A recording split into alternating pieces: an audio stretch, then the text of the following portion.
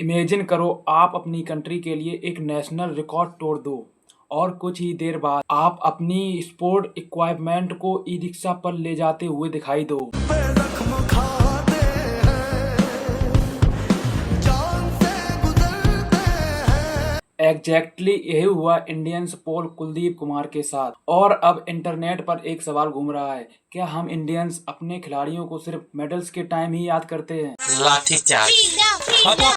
Federation cup 2026 में Indian sport bowler Dev Kumar Meena और कुलदीप कुमार ने 5.45 मीटर में नेशनल रिकॉर्ड सेट किया। ये अचीवमेंट कोई छोटी मोटी नहीं है, लेकिन रिकॉर्ड तोड़ने के कुछ देर बाद उनका वीडियो वायरल हो गया। इसमें वो अपनी लंबी पोल को एक ई रिक्शा पर ले जा रहे थे। इंटरनेट पर लोग शॉक हो गए ये देखकर, सिर्फ 2 एथलीट और एक ई रिक्शा। लेकिन कभी कभी सिंपल विजुअल सबसे पावरफुल मैसेज देते हैं। लोग बोलने लगे नेशनल रिकॉर्ड होल्डर्स को भी प्रॉपर ट्रांसपोर्ट नहीं मिलता है। अब जो लोग स्पोर्ट को क्लोजली फॉलो नहीं करते हैं उनके लिए तो ये एक नॉर्मल बात है, लेकिन रियलिटी ये स्पोर्ट एक्सट्रीम ट्रेनिंग और एक्सपेंसिव इक्वायरमेंट को डिमांड करता है। पोल बॉल की स्टिक स्पेशली डिजाइन होती हैं और ये काफी महंगी भी आती हैं, और अगर ये टूट गई तो आगे इन्हें ज्वाइन भी नहीं किया जाएगा। इंडिया में अगर क्रिकेट को छोड़ दिया जाए तो बहुत से स्पोर्ट्स एथलीट को बेसिक अपनी नीड के लिए भी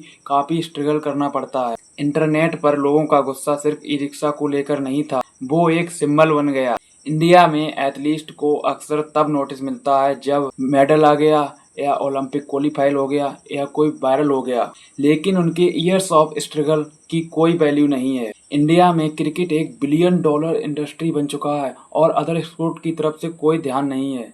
सरकार पता नहीं कहाँ पे ध्यान लगाए हुए है।